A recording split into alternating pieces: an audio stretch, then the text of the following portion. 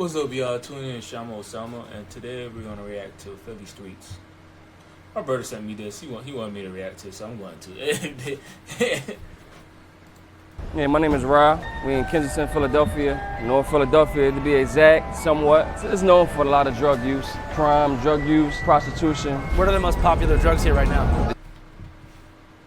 For a lot of drug use, crime, drug use, prostitution.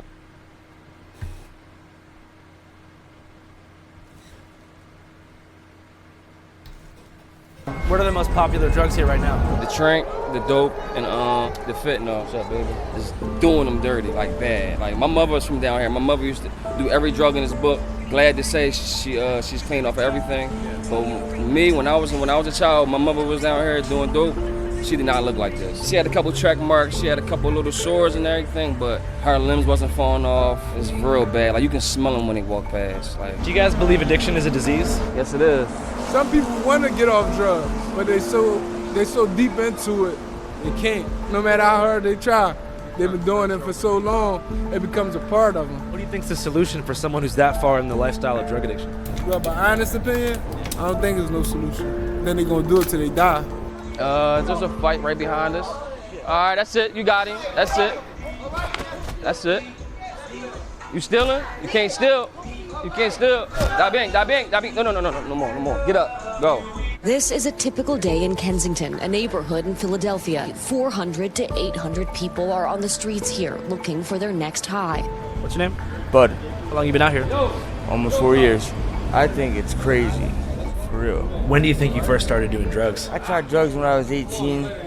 I used heroin until I was 22. So in that period of time, you can kind of see when the writing's on the wall. You know, it's a spiral downward, and eventually it takes you to somewhere like this. Honestly, if I'm being truthful, I'm probably gonna have to get arrested to stop. But when I do get arrested, it's at that point, you know, I'd like to move forward into sobriety. I've had 5 years clean, 2 years clean, a year and a half clean. Hi, Mom. I'm okay. Love you. And if you confess with your mouth that Jesus is Lord and believe in your heart that God has raised you from the dead, you'll be saved. We are all the same. We have all sinned and fallen short of the glory of God.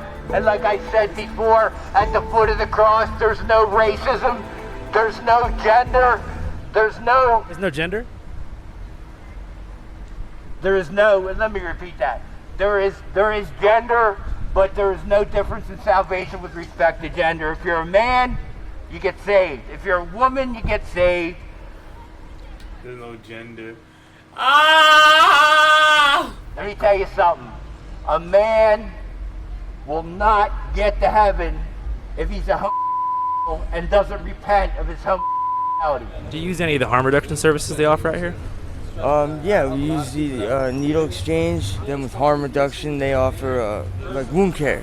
What's going on with the wound on your leg, man? So what it is it's a sore that's caused by an abscess. How does that happen? We're not really sure, to be honest.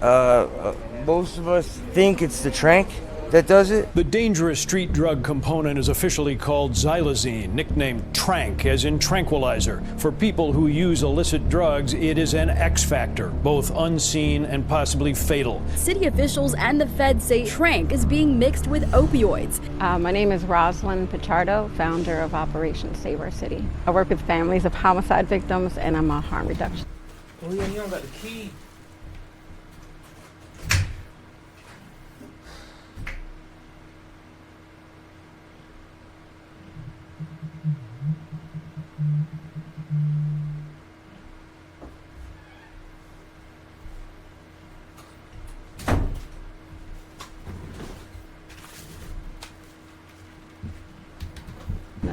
So what is xylazine? So xylazine is like a tranquilizer, not made for human consumption. It's made for animals. It's used on mice. It's used on it's like a sedative that's made it into the drug supply. I mean, it's been here for 6 years, but we're seeing it a lot more now. A drug commonly used to sedate horses is now being linked to overdose deaths across the country. Trank was detected in 34% of all overdose deaths in 2021. It's like a vasoconstrictor. It constricts your veins, and it just makes it hard to circulate. And then next thing you know, you got infection, you have amputation, You have rotting skin. They say that like the filler is like really acidic. It's like when you get a cut, it's like almost like the acid tries to get out of your system like through like the weak point or something in your veins, you know? So it's like these wounds, they don't heal, man. I've had this on my leg for like over a year, same size, man. And have you attempted to get any like health care for it? Nothing official, you know, but I do take care of it. Clean gauze, soap and water, Meta Honey. So I have a lot of wound care supplies. I had a lot of snacks, socks. It's just not enough. We may have like maybe 6-7 teams out here from different hospitals, but it's just more or less the magnitude of people that are here coming from all over the country to consume this stuff that's not made for human consumption. I would say 70% are not from here. 70-80% are not from here. I'm from Baltimore. I went to rehab like a month ago, and I ended up leaving with a girl that's from here and been here ever since, and basically got stuck down here. I got a family back home in Baltimore with 3 kids, and this shit's Nah, homie, what? Got stuck down here. I got a family back home in Baltimore with 3 kids, and this shit's different. Like, look at his arm. Different. We took a trip back one time and got the dope, and it does nothing now. So basically, I'm up here because this shit is fucking different. Like, they come here because we have that good shit, you know. They come here because we got that good drug. This is wild, bro. I've never seen something like this shit ever in my life. Like Baltimore's ran by the gangs and shit. Like, Trank ain't even hit Baltimore yet. Like, I'm telling you, when it hits Baltimore, that shit's about to be a war zone because nothing else gonna get anybody high. What's going on with your right arm here, man? And somebody missed, and I ended up getting a blood infection, and I was septic. Like, last week, I was in ICU for 4 days. Do you know what might have caused it? Trank and a coke. What about you, man? Well, look, my voice is mangled because when I was getting hit, somebody was hitting me, they hit my voice box. Or I think, I mean, that's what they say, but I'm going on like 3 weeks. Trank is nasty shit. It's an animal tranquilizer that was used on horses. You can look around and see and go, ooh, ooh, ooh. Ultimately, it's not that person's fault. Take the fucking Trank away. My fucking leg is horrible. I'm embarrassed by it. I wash, clean, put antibiotic fucking ointment on it, wrap it every day. Every time I can, I'm in that shower. This has been here for 5 fucking months. The flesh-eating condition caused by Trank is referred to as necrotizing fasciitis. This condition was mentioned briefly during my visit to a harm reduction facility in San Francisco. Necrotizing fasciitis, which is a flesh-eating disease. But I wanted to learn more about what's actually going on beneath the skin when you see these types of lesions. So I found a dermatologist named Dr. Cartwright to help break it down. Sure, I'm Martina Cartwright. I'm the Vice President of Medical Affairs for a small dermatology company. Xylazine is not an opioid. It's actually an anesthetic meant for horses and other large animals. So necrotizing fasciitis is just a name for dead tissue. It causes death of the fascia, which is right underneath the skin surface, and it can even go deeper than that.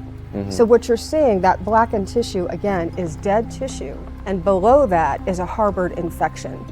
Now, how long after injecting Trank would it take for this condition to set in? It's hard to say, but it oftentimes only takes a few days. Treatment is very complicated. You have to get the individual into the hospital right away to receive IV antibiotics. They also have to debride that wound, which means you take off the dead layers of skin and tissue. And sometimes that can go as deep as the bone. If they don't get the immediate treatment, it will spread and oftentimes cause a systemic infection called sepsis. Sepsis is a systemic infection that affects all the organs. So it's characterized by low blood pressure, rapid heart rate, increased temperature, and high white blood cell count. And it often has a very high death rate. What is the death rate? It's over 50%.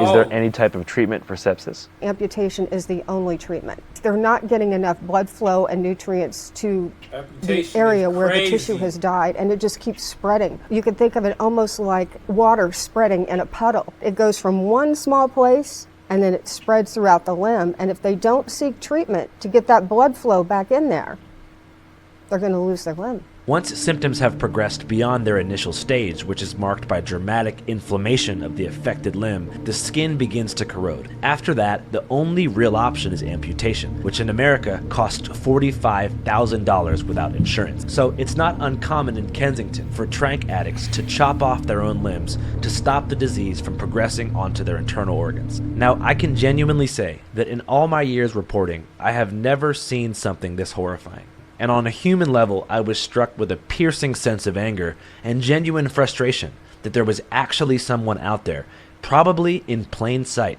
making a killing selling tranq in Philadelphia. An evil drug, slowly killing thousands of people in real time, who even if they miraculously get clean, will never recover from the damage it does to their body. All in the name of profit, because I guess fentanyl just wasn't enough to pay the bills. Still, it's my job as a journalist to speak to everyone. So I asked around, does anybody know where this stuff comes from?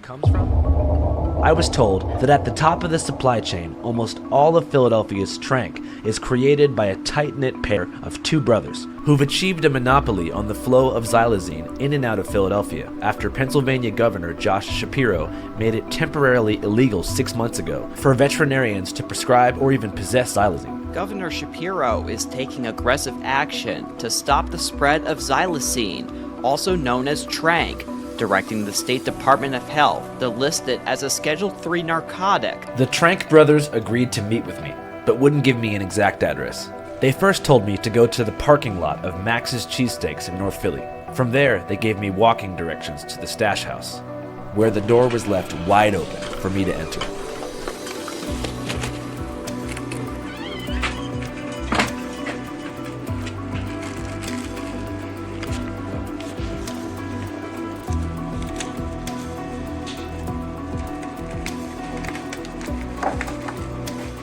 There I was, with the Walter White and Jesse Pinkman of tranq. This is the Kensington finest. They love it. There's a lot going on. A little bit of dope, a little bit of tranq, a little bit of fetty. This should be about like 50 grams right here. This is good for about like $2,000, between $2,000 and $4,000. You know, it don't cost that much neither, man. It don't cost that much. I'm sure you've seen a lot of people have died from overdoses from this stuff. Yeah. Molly Kochenberger was just 30 years old when an overdose claimed her life. Her aunt says a dangerous veterinary tranquilizer was to blame. We saw that she had fentanyl and xylazine in her system. Do you feel any sense of responsibility? Yeah, I feel bad. They can't spend more money with me. Fuck. Yeah. Yeah. So for those who don't know, what is tranq? Tranq is a liquid paste. It's like a tranquilizer, obviously, but it's already put together as we speak though. I gotta put it into like a blender and really get it down to a powder form so I can get all my work from it, get it done, get it on the streets, and do what you gotta do. I saw online that it kind of originated as like a veterinary thing, right? Yeah. So when you get your hands on it at first, it's not really breaking the law until you really put it together. Is there like a kind of dirty veterinarian involved somewhere along the way? Yeah. Plenty of them. You know, it don't cost that much neither. He's right. For a licensed veterinarian, a bottle of xylazine, capable of doubling the strength of an ounce of fentanyl, costs only $33. Is there a limit to how much you can get at one time? Sometimes, yeah, sometimes. And what is that limit? So an average bottle, I'd say we probably get about like 4 or 5 average, 4 to 5 bottles. Okay. How much is each bottle? So average between, I'd say 300 to 700. It's gonna come to 1,000 if the person really stingy don't want you to know what's going on. And it's typically veterinarians, huh? Yeah. Well, no. He's the first guy, but we talk to the 4th, 5th, 6th guy. Yeah, I don't go right to the farms and get it, no. I got some people that make runs. I don't really make runs myself, but I make sure I pay them very well to get what I need. We do what we gotta do, but I need y'all to get it here. I can't go get it myself. Do you have any of the bottles with you? You see that bottle right there? Yeah, that's that money right there. See, my guy ain't moving. Do you kind of moderate like how much you put into the fentanyl packets? Yes, you got to. You don't want to kill them. You want them to enjoy themselves. You don't want to kill them. You think tranq's like a pretty enjoyable experience? Yeah.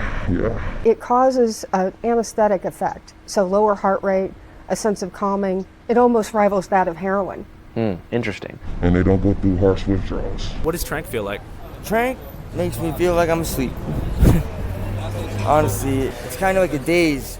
I'm from like the heroin days. You know, I'm in it for the rush. You know, the euphoric rush from the drugs. Trank really doesn't offer that, but what it does offer is a cheap nod. How much is a single dose of Trank? A single dose of Trank, like in a dope bag form? Yeah.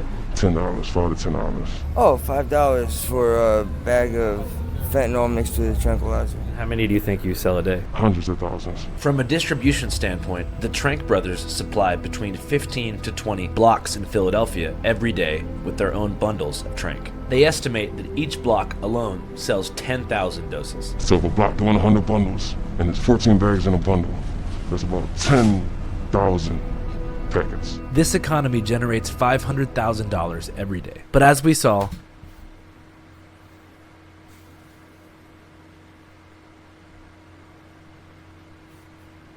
Let me stop. No, I'm playing with you guys. I would never.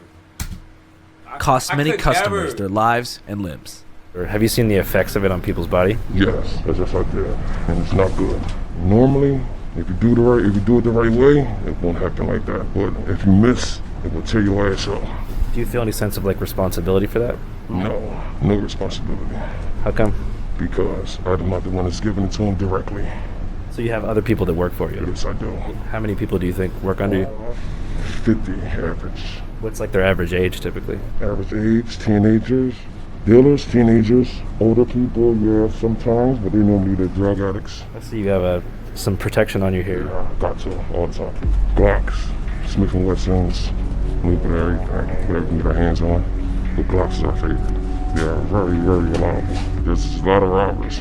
Everybody can't get their hands on this stuff. Why is it so hard to get this stuff? Why? Yeah. Because we stingy. We're not gonna sell everybody. We don't want everybody getting our money. So when they see people that got blocks that's doing real good numbers, they like to rob the hustlers. And when they rob the hustlers, they messing with me. And therefore, I gotta take care of them. How do you take care of stuff? Normally death. Normally death. You ever shot anybody before? Yes, sir. How was that experience? I don't know. I don't remember. How'd you first start doing this? Friends, poverty, no cash, and seeing that they like it better than dope. How would you describe your upbringing like in general? Regular, nothing crazy, regular poverty. How about your like home life? Regular, but it wasn't enough. How old were you think when you first started to just like figure you didn't want to work a regular job? Never worked a regular job. Really? Never. Not even for like one shift at Starbucks? No. How long have you been doing this for? I'd say about 10 years. How do you feel about what's going on in K&A? K&A? I'm not really too far from that area, but I know my stuff is over there, and they ain't loving it, you know? Some people got dope, some people got dope with Trank, some people got dope with fentanyl. So that's what you can get your hands on. I forgot to mention, Trank prices are kept fixed by the cartel. The original crooked veterinarian at the top of the supply chain doesn't sell to the Trank brothers or anyone directly. They sell wholesale to a broker who works for a Mexican drug cartel. What are those guys like? Sturdy, very sturdy. They wouldn't do what I'm doing. Do they kind of control things on like a high level? Yes, they do. Prices, people's lives. For my own safety, I don't want to say which one, but the cartel sets a fixed price for xylazine bottles and closely monitors Trank as it travels down the supply chain, particularly as it moves from the Trank brothers onto the blocks, like Kensington. If any blocks are found to be cutting and weakening Trank to maximize profit or getting xylazine from outside veterinarians, they would almost instantly be killed, and the cartel doesn't have to do it themselves. They can get you touched without even being here. Really? Yes, sir. They'll drop the price. Just like a bag on somebody's head? Yeah, no problem. And that word just kind of circulates around? In the past year, though, this market has become increasingly difficult to regulate due to an overseas manufacturer called Han Hong Pharmaceuticals, which is an unregulated company based in Wuhan, China. This company, which should be a household name, is funded directly by the infamous Wuhan Institute of Virology. But I like having a YouTube channel, so I'm going to save my cross-analysis for a later date. Anyways, Han Hong Pharmaceuticals was recently revealed to be the company solely responsible for selling fentanyl precursors to the Mexican drug cartels, who then bake these chemicals in a laboratory into pills and powder to import into the United States. Because of the success of the open-air Trank market in Philadelphia, this company recently figured out about xylazine. And so, about a year ago, Han Hong began selling their own variant of xylazine, but instead of liquid, in a powder form for only $20 a kilo, which they've been attempting to sell to drug dealers in Philadelphia on platforms like Telegram and WhatsApp. Unlike the trade of fentanyl, which requires the cartel as a middleman to bake the precursors, Han Hong's invention of powdered xylazine allows them to cut out the cartel as a middleman and sell directly to dealers. For a period of time, this was a real game changer for trank dealers. They can get it off the internet. They can order it from anywhere. And what's sad is you don't even have to be in the veterinarian field to receive it through the mail from Chinese dealers.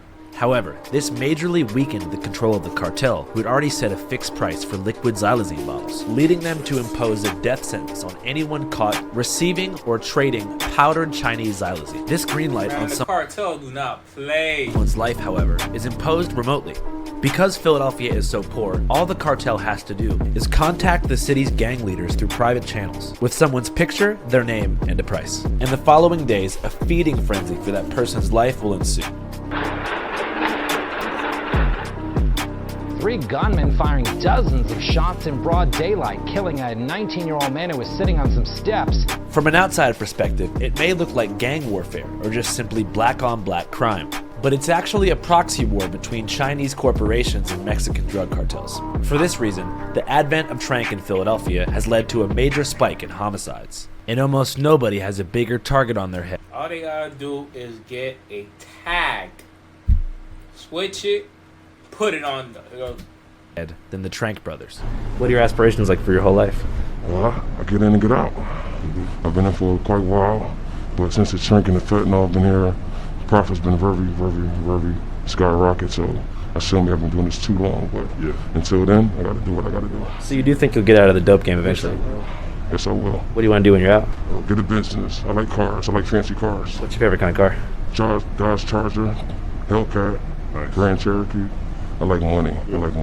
What's your favorite way to spend money, like after you get it? On my bitches. Bitches, food, fancy cars, jewelry. Like taking girls out to restaurants? Yes. Hell yeah. What kind of food do you like? I like pastas, I like pizza, I like steak. Sick. Most important, lamb. I'm a lamb type guy. Oh, nice. What do you think's the best place in Philly to get lamb? Lamb? Here. Like dark-skinned woman. Yeah? Yeah. Attitude or more calm? Both. Nice.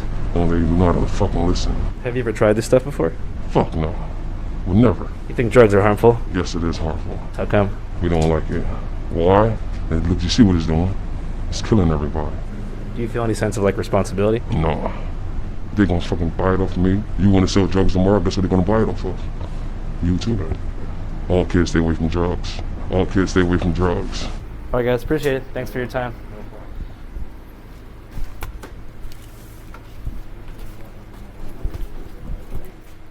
After leaving the Trank brothers' house, That's crazy.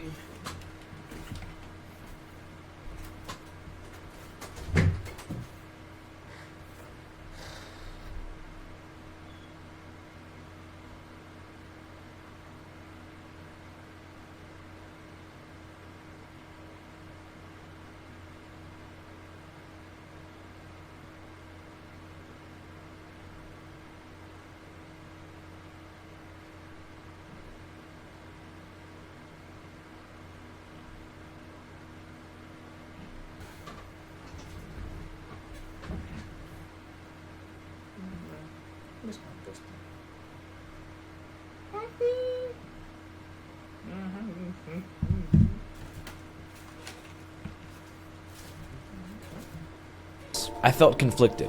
On one hand, you can say that they're evil. I do think it's evil. They're taking advantage of people that have addiction problems, mental illness. They're producing a drug that destroys people's lives and bodies. But on the other hand, even they have caveats that protect them from responsibility and give them an ethical high ground no matter what. For example, they say trank users don't go through harsh withdrawals. And they don't go through harsh withdrawals. Meaning they're providing a less painful experience than a typical fentanyl dealer. However, we learned from Dr. Cartwright, this is not true.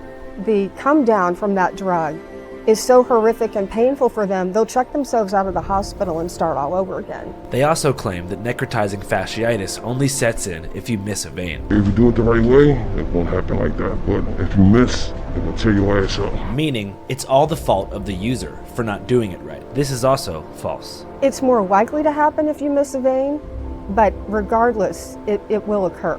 And most interestingly, they say that if they don't do it, someone else will, framing themselves as powerless cogs in the drug machine.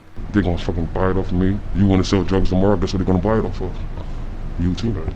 I believe that at one point, probably early on, they realized that making trank was wrong. But after seeing such astronomical profits come in, their brains constructed protective pathways to shield their souls from guilt and flood their conscience with the same affirmation. Yes, what I'm selling is harmful, but if I stop, somebody will take my position. Therefore, it is not wrong for me to profit from this, because even if I abstain from selling it, the market will continue. It all reflects a deeply antisocial, alienated, nihilistic worldview in which the individual has absolutely no power in influencing or changing the trajectory of a doomed society. Recognizing the spiritual sickness that runs through the veins of this collapsing country, greed, death, and decay become seen as absolutes. And so, the alienated individual figures, they're just temporary placeholders for an omnipresent evil. An evil that will exist with or without them. I began to wonder if this psychology was shared by even more heinous criminals, like child traffickers or elephant poachers. Does anybody actually accept, embrace, and consciously spread evil, or do they all construct frameworks to avoid moral responsibility? And speaking of moral responsibility, what are the ethics behind what I'm doing? Is my coverage of places like Kensington unethical and kind of fucked up? Since making my last video in San Francisco, I've become aware of an entire side of the internet, particularly YouTube, that films homeless people under the guise of humanization and does huge numbers, and understandably so.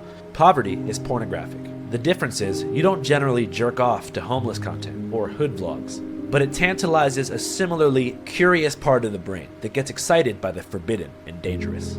For that reason, Kensington is pretty much the #1 homeless YouTube content zone in the country. In fact, there's like 50 YouTube documentaries up right now, just like this one. Hay un chico que se encuentra mal y a ver si lo puede ayudar.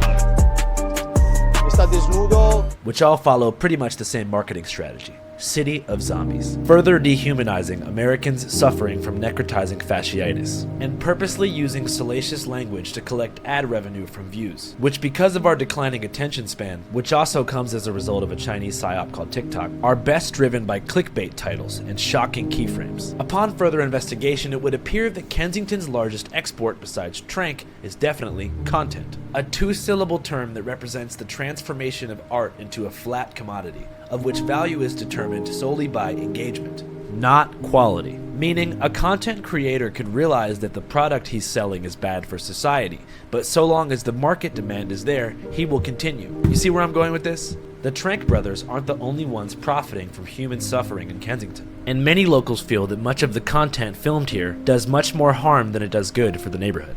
Well, everybody I see on YouTube that come down here and get some content, I feel as though it's not for the right intentions. They don't ask the right questions. They just record. They try to get the best video. They try to go viral. They try to get attention to their channel, but the message ain't what it's supposed to be. You understand what I'm saying? What's up, right there? Good to meet you. There's a lot of originals right here. Everybody that walked up is literally from down here, like literally 20 plus years. Yeah, I lived down here all my life type shit. Fucked up. Now I'm having motion blames fast for that. Baby, I'm a rapper, I ain't no trap. Little cat, and the nigga cracks, you can clap for that. Cracks and silk, diamond drinking juice in my ass. Fuck the money up. I see my man hot. He don't even rap, but for the camera though, he was nice. Hey, that was fire. Yeah, it definitely was, man. So growing up here, what was it like, man? Hell. If I can describe one word, hell. In what sense? Niggas' moms dying, niggas dying from And to be honest, before the, early 90s, this used to be a Caucasian neighborhood. And there was my story. Yes, it was a Caucasian neighborhood. This was Kensington in 1982. You're probably asking yourself, what the hell happened? It's a long story, but let's get into it. As a Philadelphia native myself, who grew up in a neighborhood called Fairmount, just a 15-minute drive from Kensington, I've always been aware of the chaotic, corrupt, and confusing history of Philadelphia. And at some point while discussing the history of Kensington with locals, I realized that was the true story that needed coverage. It's obvious to the naked eye that Kensington is horrifying, but few ask the question, how did it get like this? Unlike San Francisco's Tenderloin, which is mainly a result of neglect and progressive policy, Kensington is a story of police corruption, deep-rooted segregation, and now is the face of a blatant scheme by property developers associated with Temple University, who've laid out a 5-year plan to revitalize the Kensington corridor. 6 blocks down the street from the open-air drug market across Lehigh Avenue, developers have already began mass buyouts of property. both residential and commercial, and the police, in turn, are helping them to displace homeless people and push them further up the street toward the open-air drug market. With this in mind, it's quite obvious that the city is allowing the open-air drug market to flourish in order to lower property values and drive out local residents and businesses. That way, they can buy it up at a low cost, then begin enforcing drug laws, push addicts further away, and turn Kensington into a full-blown gentrified corridor, complete with juice bars, yoga studios, and so forth. Sounds crazy, but as you'll learn, for Philadelphia, this is regular. Let's go back to the year 1900. Back then, Philadelphia was a cesspool of rough-and-tumble European immigrants from countries like Ireland, Italy, Germany, and beyond. At this time, Philadelphia was 94.5% white and 72% foreign-born. Imagine that. One of these immigrants was my great-great-grandfather, Jeremiah Callahan, a poor Irish Catholic farm boy from Cork, Ireland. After the potato famine, Jeremiah hatched a plan to catch a boat to the New World and ended up settling in West Philadelphia in a row home with 7 children and 1 bathroom. Despite overcrowding, Philadelphia became known as the paradise of the skilled worker. Wages were high, and Philadelphia emerged as the center of manufacturing for many industries, but most notably, Kensington was the center of the textile industry, with the Beatty factory, which employed over 100,000 people in 1915. But after World War I kicked off and the Great Depression followed in 1928, Philadelphia experienced what is called de-industrialization, as factories shut down, and for whatever reason, the textile industry moved to the American South. By 1935, Philadelphia lost 2/3 of all manufacturing jobs, leading to mass unemployment and significant urban decay. Many of these European immigrants, who believed that America would be paradise, found themselves jobless and pissed off. Now, simultaneously, 6 million African Americans were leaving the South, heading north to cities like Chicago, Detroit, and of course, Philadelphia. This was called the Great Migration. This migration drastically changed the demographics of Philadelphia. Now, it's important to remember that before this, 91% of African Americans lived in the South. And while slavery was technically abolished in 1865 after the collapse of the Confederacy, the following decades proved to be no less difficult for Southern blacks. The white, formerly slave-holding majority in the South fought viciously against black integration during the Reconstruction era. They formed organizations like the Ku Klux Klan, a vigilante group of terrorists whose foundational goal was to prevent black Americans from voting or achieving political power. And almost all of the initial KKK members were former Confederate soldiers. And in just 2 decades, they assassinated hundreds of politicians and lynched 4,600 civilians. Sharecropping also was running rampant. And Jim Crow laws were militantly enforced by the police, Klan, and just ordinary white citizens. Anyways, black Southerners had a million reasons to leave the South, so they did. However, when they arrived to Philadelphia, they were not in paradise. They found themselves in a very different, but still quite hostile environment, which makes sense given the fact that they immigrated in the midst of an economic decline and were seen as a threat to job security. In 1939, World War II begins, just as black population in Philadelphia hits 11%. Millions of men, both black and white, go to war. Then, in 1945, the war ends and all the troops come home. President Roosevelt signed something into law called the GI Bill, aka the Servicemen's Readjustment Act, which provides a wide range of benefits for returning veterans. Most importantly, the GI Bill provided low-cost mortgages and generous financial aid that made it possible for almost every returning veteran to afford a nice, new family home. And so, the idea for suburbia was hatched. It's important to remember that at this point in 1944, suburbia, as we know it today, did not exist. There was no cul-de-sacs, strip malls, or sprawling subdivisions surrounding every major U.S. city. There was only really 2 types of areas, urban and rural centers. And as we know, the urban centers were in very bad shape. So, a real estate developer named William J. Levitt and his company, Levitt & Sons, had an idea. Use the military method to mass-produce homes on old farmland. That way, he can create new communities overnight. The mass construction of low-cost, low-density residential developments in the rural areas surrounding the cities, particularly Philadelphia, New York, and Boston. These were called Levittowns and were built very quickly to accommodate veterans returning home from World War II, which was nearly half of all American males. In fact, Levitt & Sons worked directly with the Veterans Administration to subsidize these mortgage payments. Within the first week, 67,000 veterans, both black and white, applied to live in Levittowns. This is Levittown, Pennsylvania, a new suburban community of 60,000 people, midway between Philadelphia and Trenton, New Jersey. Yet, 99% of black applicants were denied. Why? It seems pretty unconstitutional, especially given the fact that Levittowns were partnered directly with the VA, but there was nothing the VA could do. Here was the typical experience of a black veteran attempting to apply for a home in Levittown. I walked up to the salesperson and I said to him, "We're very interested in your house and we'd like an application." And I remember what he said to me. He looked at me, he said, "It's not me, but the management has not as yet decided whether he's going to sell these houses to Negroes or not." The management he's referring to was the HOLC, or the Homeowners Loan Corporation, who had a plan to dramatically segregate Philadelphia through a practice known as redlining. Now, the HOLC made it imperative that these newly built suburbs and Levittowns were to be whites only. New middle-class families of Levittown had one other thing in common. They were all white. And we understood that it was going to be all white, and we were very happy to buy a home here. In fact, they carved out the entire metro area to confine black people to the north, inner west, and southeast of the city, which were the most neglected parts of Philadelphia. And so, white suburbia was born. My great-grandparents picked up and left West Philadelphia in the early 1950s and never returned back to the big city, as did 150,000 other white Philadelphians over the course of the next 2 decades. Between 1945 and 1970, Philadelphia's white population decreased from 87% to 62%. This mass migration was known as white flight. In an ideal world, it would have just been called flight, but the HOLC's dramatic racial restrictions made this impossible. Anyways, by 1970, Philadelphia was the most predominantly black city on the East Coast and fell into deep poverty as the suburbs expanded. But Kensington, in this context, was a true anomaly because it was one of the few non-segregated neighborhoods in Philadelphia. So the HOLC, who wrote the blueprint for redlining and segregation, designated Kensington in 1945 as a concentration of undesirables, including low-class whites and Negroes. Kensington whites really didn't leave until the 1990s. And throughout the 1970s and 1980s, Kensington was the center of the Irish-American criminal underworld, specifically a gang called the K&A Gang, a group of Irish burglars and methamphetamine traffickers who decided to set up shop on the corner of Kensington and Allegheny. Does that ring a bell? It's the street corner where we filmed the first half of this video. For several decades, this corner flourished as an Irish-controlled meth market, and even back then, police looked the other way. But in the late 80s, crack cocaine was introduced to the inner city. This form of cocaine comes concentrated. It is smoked rather than sniffed. It produces an intense high within 5 to 10 seconds that lasts only 5 to 10 minutes, leading to a spike in homicides and open-air gang warfare that ravaged Philadelphia. As a result, Philadelphia experienced a second white flight.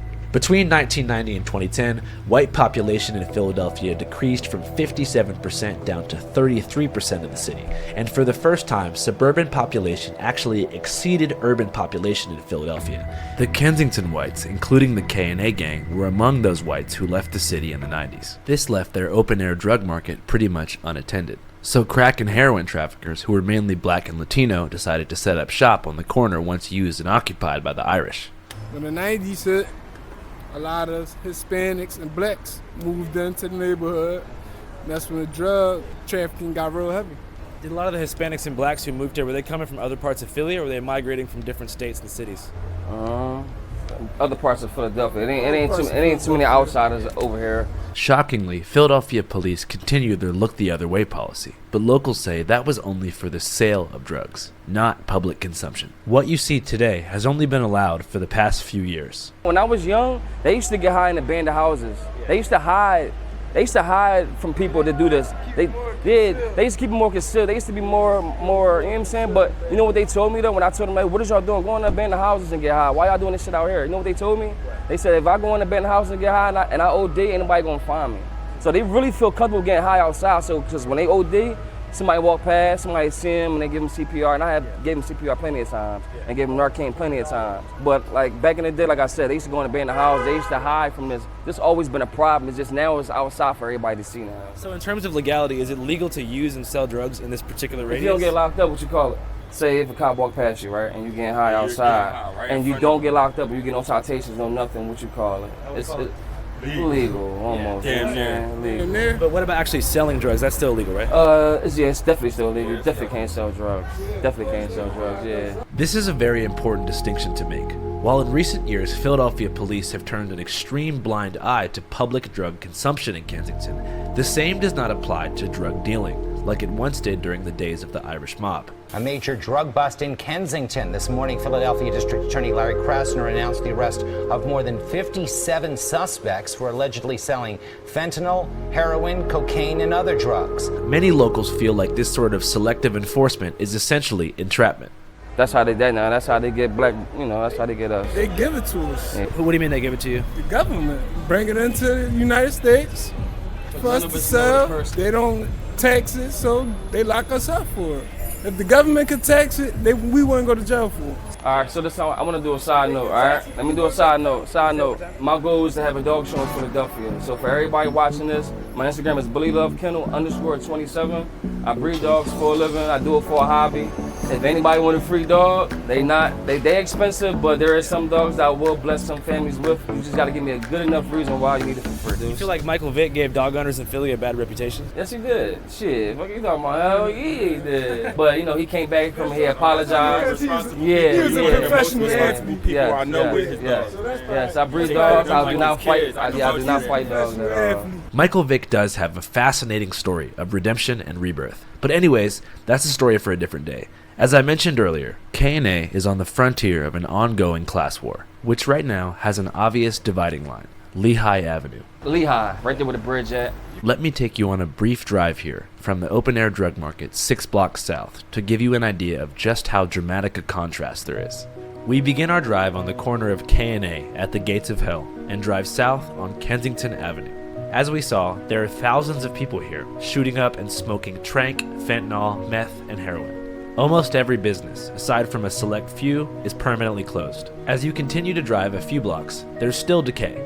Adult video stores, cops standing around, strange pedestrians staring at you, ice cream trucks driving around looking for opiate addicts on the come down, and more abandoned commercial property. You finally approach the bridge, which marks Lehigh Avenue. As soon as you cross, almost every property is for sale or undergoing active construction. We're told this entire neighborhood has been torn down in the past 5 years, after developers staged a complete bulldoze of South Kensington to make room for new luxury apartment buildings and artisan commercial storefronts. Aside from the loud construction noise, things are pretty chill here. There are no drug addicts or police in sight. You begin to spot well-off white people, like myself. You see dyed hair and cold brew, Ukraine flags, and BLM-related art. People are in the streets, actively revitalizing. Do you know what this used to be? A factory? Yeah. You see Amazon delivery boxes, Porsches with New Jersey plates, and people that you can almost guarantee are not from North Philadelphia. No disrespect. It's like stepping into a different world. You almost can't believe that the corner of K&A is just 10 blocks away from here. But you're quickly reminded when you see an advertisement for the Abode at Oxford in Kensington, a newly built luxury apartment building. Oh, I guess nobody actually lives here yet. This whole shit's like an empty construction site. Yeah, nobody lives here yet. If you walk around this neighborhood, which I guess is like the north central Philadelphia area, like straight up, every single street has probably 2 to 3 active construction sites. And they're all building shit like those apartments right there, which kind of have like a Philly row home vibe. But as you can see, like they all have the exact same like house number font. The Abode at Oxford in Kensington, which offers a 10-year tax abatement. I don't know what fucking type of Ponzi scheme is happening here, but moving somewhere for a phase 2 tax abatement in North Philly, it's kind of weird, but it looks kind of nice. I've seen a lot of things, but this dramatic contrast between Kensington North and Kensington South was something I've never seen in my life. It was as if Lehigh Avenue was an imaginary force field that blocked all the problems of North Kensington from seeping into the South. But according to locals, the south part of Kensington, going all the way down to Fishtown, which now is the center of gentrification in Philadelphia, used to more or less resemble K&A just a decade ago. Listen, I'm from Dolphin, your Dolphin station. Yeah. It used to be just like this. Yes, they pushed it They're down, gentrifying us because all the Caucasians used to live all the way out the boulevards. And have to commute to downtown. Yeah, and now they want to ride their bicycles. Or they want to hop on the L without getting on their car. Bam, That's bam, understandable. bam. Now, if you go down Dolphin, I got shot 15 times on Dolphin. This was 8 years ago. You go down there, those houses back then were worth $15,000. They're worth $700,000 right now. They know what they're doing. So what they're doing is they're letting all the addicts be out here so the homeowners sell and get the hell out of here. And next thing you know what happens? All the contractors swoop in, buy that shit at the low and sell it at the top. Yes, sir. and who gonna buy at the top. There ain't too many blacks and colors that's really spending millions and hundreds of thousands on their properties and stuff like that. They think that we not stupid. I got a college degree. He got a college degree. Like, yeah. But it's the color of our skin. No disrespect. It's the color of our skin that. They make the case that the city of Philadelphia is essentially playing inside baseball with developers and contractors by allowing K&A to flourish in its current form. That way, property values will dramatically decrease, allowing for a full-scale revitalization at a much lower cost.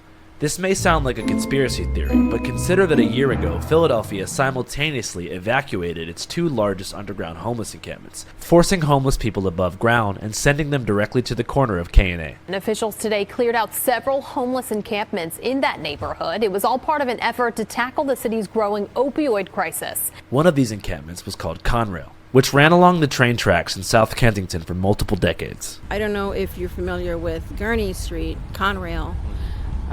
Growing up, I just remember people living where Conrail is. Well, it's a train track that is like their city. They would come up here, they would buy their drugs, they would go back into the train track. So it's so clean up here. You know what I'm saying? Like when I say they had a city down there, they probably had 100,000 people down there. Yeah. And then next thing you know, now they're up on the surface, like, you know, with everyone else and with nowhere to go. Now it's our turn. And then the effed up part is, right, it's a law where a guy can have 10 bundles of dope in front of the cops shooting up. Nothing's done to them, nothing said to them. Right. But let another person sell 1 bag of weed in front of him, he's locked the fuck up.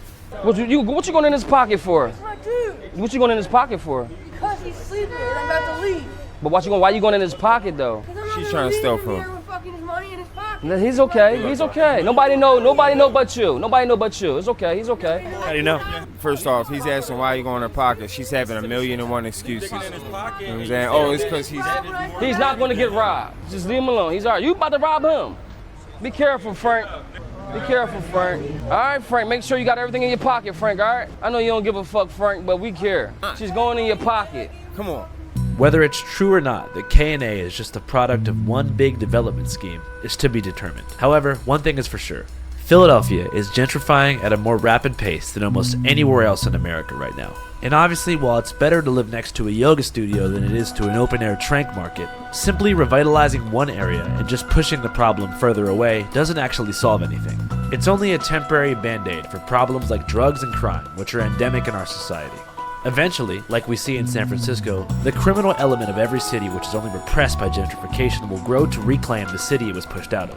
This kind of rapid development has proved to be totally unsustainable and results in the emboldening of a hyper-localized criminal underclass who spends their entire free time preying on transplants. In a recent episode, we covered a burglar named Jack the Bipper in San Francisco. Here is how he justifies his motivation for stealing.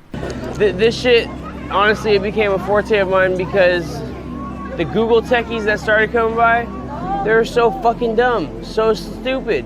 They'd pull up in their fucking new Tesla, jump out the car, doors fucking wide, like fucking left open with hella shit in there, dude. Greed can only hit you so much, dude. And it's like, dude, I feel like it was more so we had to teach some guys a lesson, you know? It's like, come on, dude. You're just gonna leave all your shit there every day, every week, like no matter what. I'm talking about like when they go to work, like, you know, they'll leave their doors unlocked no matter what, like. As you can see, much of his desire to do crime is a reaction to San Francisco's gentrification, which rapidly disrupted the economy and cultural identity of the city. Cultural capital actually matters. And Kensington is home to many local artists who aren't homeless and don't approve of what the city has allowed their neighborhood to turn into. This is my homie right here, Big Banks Kenzo. He been holding Kensington down for a long time. I touch a bag for real.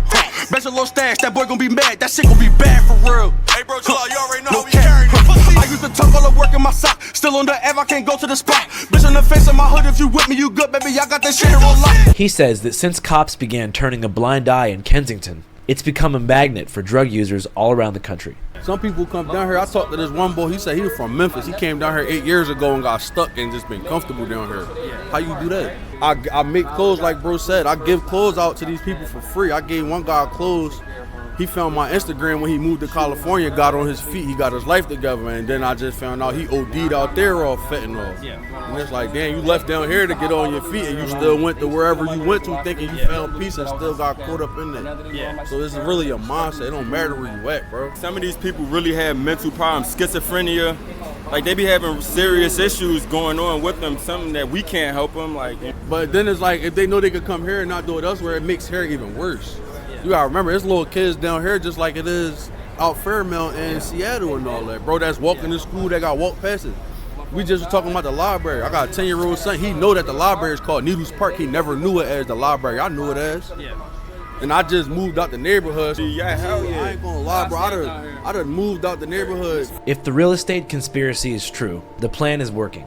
Big Banks Kenzo, a member of the creative class whose entire identity is based around the neighborhood, is leaving after 27 years, out of concerns for the safety of his son. Developers obviously don't care, but tearing down old school neighborhoods to build homogenized hipster zones like you see in Williamsburg, Brooklyn, or Silver Lake, Los Angeles is a very short-sighted decision because it ultimately erases the culture and history of the neighborhood, which are the very factors that made it attractive to transplants in the first place. Yet, this is all justified in the name of safety, a strange and politicized term that leads to many questions. Safety from who? And safety from what? Who is the unsafe person? And who are we keeping them away from? Does this mean keeping drug addicts away from children? What about the 10,000 children living in Kensington? Or does it mean keeping gang members away from grandmothers? Which is impossible because they typically live together. In my opinion, what safety means in this context, without question, is keeping Temple University students away from Philadelphia locals. Let me explain. Temple University is a predominantly white, relatively expensive university in the middle of North Philly. When I say the middle, it's in the middle of North Philly. It's only about 3 miles from K&A, and for many decades, Temple has had a reputation as a very dangerous place to go to school. 2 students were robbed on 16th Street, both inside of Temple's patrol zone. However, in the past decade, Temple has gone above and beyond to rehabilitate its image and increase enrollment, and it's definitely worked. They've expanded their police force to include safety initiatives, like the walking escort program, and expanded their patrol boundaries to include a 50-block radius that just barely borders the Kensington neighborhood to the east. Now, this Temple patrol boundary has gradually expanded, as Temple University has systematically purchased blocks upon blocks of North Philadelphia row homes to convert into student housing. To clarify, Temple hasn't done this directly, but through their shell companies, Temple Nest Apartments, Temple Villas, and Templetown Realty. It should come as no surprise that many of the properties in South Kensington past Lehigh Avenue are being developed specifically by these companies. I know this might sound crazy, but hear me out. I think that Temple University President Jason Wingard, Philadelphia Mayor Jim Kenney, Police Chief Kevin Bethel, and the Trank brothers are all partners in a 4-way real estate scam to build an Equinox gym and Stumptown coffee roasters on the corner of Kensington and Allegheny in 5 years. I'm obviously joking, but the point I'm making is that speculating over who's doing what and why this is happening is kind of futile at this point. There's no real possible way to actually resist gentrification, and no amount of awareness in the world could possibly disrupt these market forces. The reality is that everyday life for people doing drugs on the corner of K&A is absolute hell, but there's one perspective we haven't heard from, the female perspective. Women make up less than 28% of homeless people, but their experience on the streets is oftentimes even more rough than it is for males. What you're about to see is an interview with 2 homeless women who are currently living on the streets of Kensington. I should warn you before proceeding, many of the subjects discussed in this interview involve childhood sexual abuse and may be very disturbing to some viewers. I'm Jessica. I've been out here for 10 years, 12 years. It's a long time. Yeah. About you? My name's Melissa. I've been out here on and off for the past 3 years. I was living out of my car when I got evicted from my apartment. Now I'm officially on the street because cops took my car a month ago. I lost my full-time job. I was a functioning addict, so I was still working full-time. When I lost my job during COVID, it kind of pushed me back with all my rent and bills. What was the job you had prior to COVID? I'm a medical biller. I'm certified. Okay. We were working from home for a while, and then they kind of did the layoffs about 7-8 months home. That's part why I relapsed too. I had 4 years clean, and during COVID, I was just having a lot of things coming at me all at once, and that's how I relapsed. And plus being stuck in, and not being able to go anywhere to keep busy. I like to keep busy to keep me sober, and I wasn't able to do that because everything was shut down. So that's part of the reason why I relapsed. So where do you sleep now? Wherever I can find it safe, where I'm not going to get robbed or, you know, a lot of people are going to come at me. So usually I try to parks that are close by. They're usually pretty safe at night. Right. So, but yeah, anywhere around here I could find. Are there any particular challenges you guys feel like you face out here as women? Yeah, definitely. We're definitely targeted over men as far as robberies, sexual assaults. I had, it was like 2 in the morning, and this car kept driving by, and there were 2 people in it, and I was walking, and there was no one around, and the one got out and tried to pull me in, and luckily a car that was passing got out and said, "I got your plates if you don't let her go." But I mean, there have been times where that hasn't happened, and you know what I mean? It is what it is. I would like to get clean. I've been getting high, I mean, since 11. 11 years old? Yeah. How did you first get introduced to drugs? My mom. What drug did she first introduce you to? Klonopins when I was 11.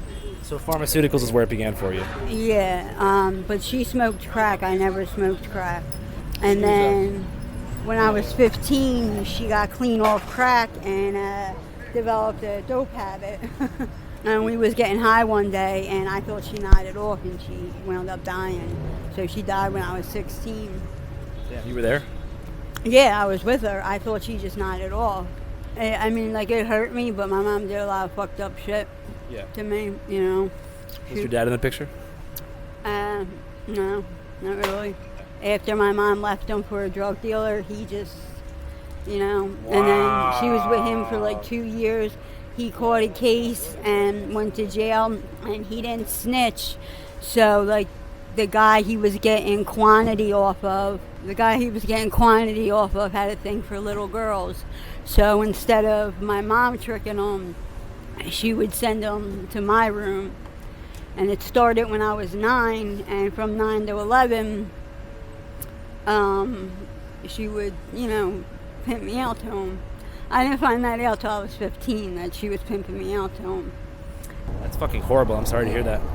Like, and then, like, she wanted the pity, like, oh, well, Jess, how do you think I felt? Like, I would hear my daughter screaming in pain, and my high would get fucked up. And DHS got involved, but they didn't do shit. Like, I went to the hospital, and they examined me, and they were like, she's got scar tissue damage down there. She's got, like, and DHS never followed up or nothing, and I had to stay there.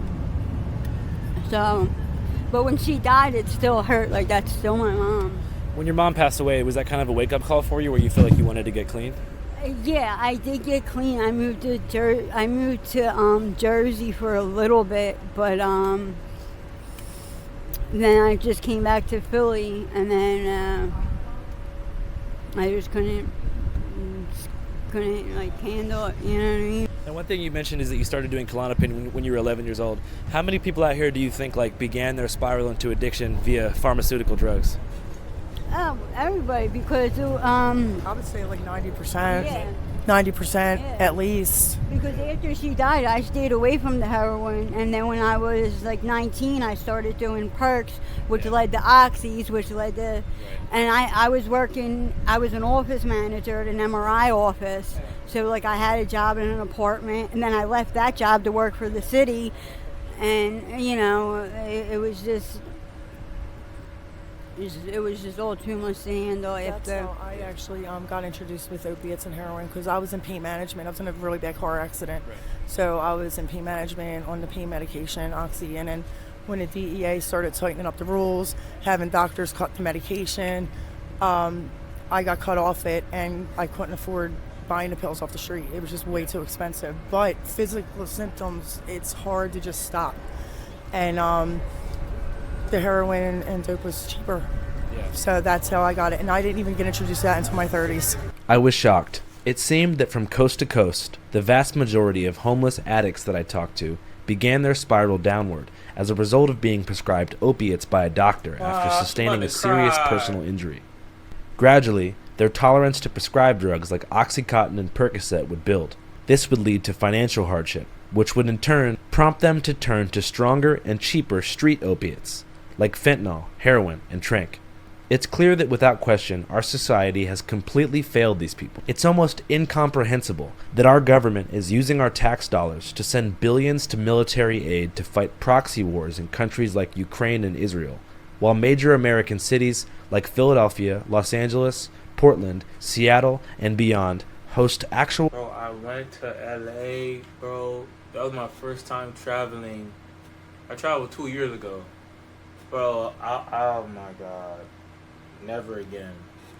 I'm not going. Everybody was used to it. I'm not used to that. I'm like, bro, I see homeless guys going out of the trash can. I see them in the fountain, little water fountain and stuff like that. She was water, just laying down in it. I'm like, bro, what? And one of my homegirls, right? She came out and said she saw one of the homeless. I went to go visit them. She said she saw someone. A homeless woman was cleaning her panties in the sink. I'm like, wow. But I'm like, nah, man. I'm from Miami, bro, and people told me it got way bad. I don't really see stuff like that here in Miami, man. I don't. That is crazy. Portals of death, like K&A.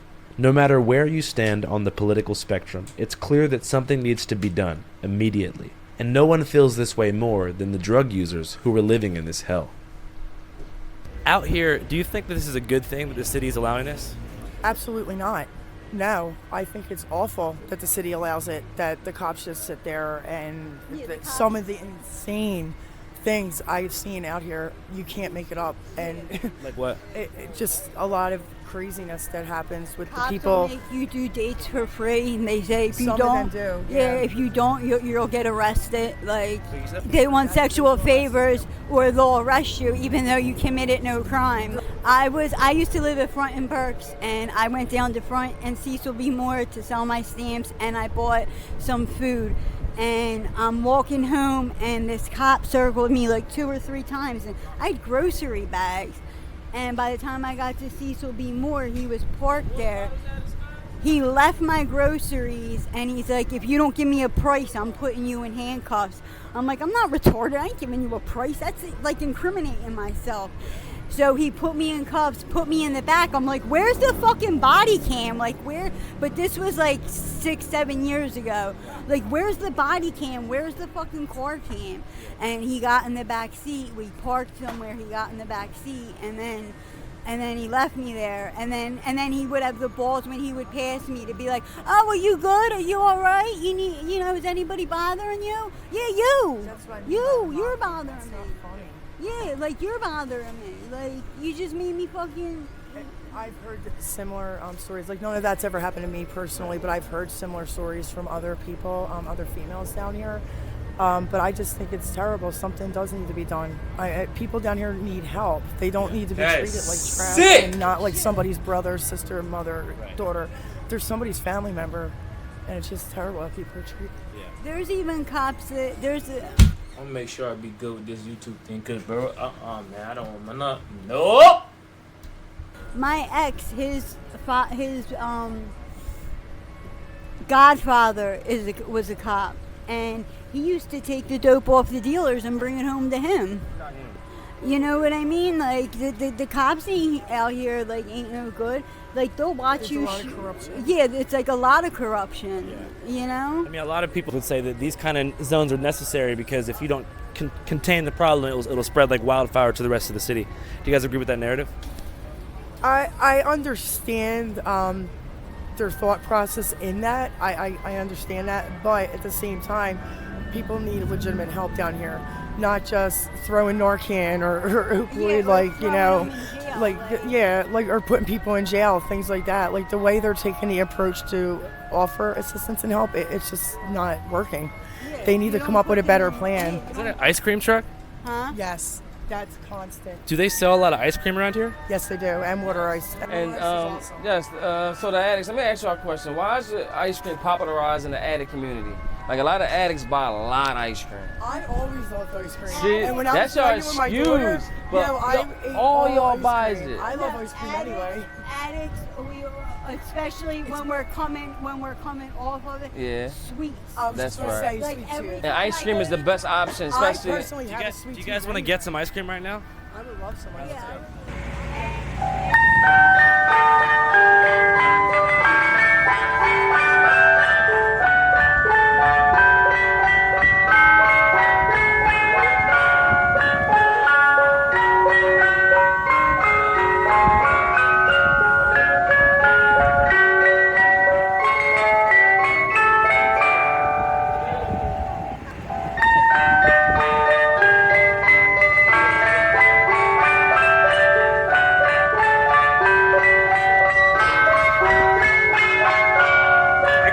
Last time I seen an ice cream truck in Miami.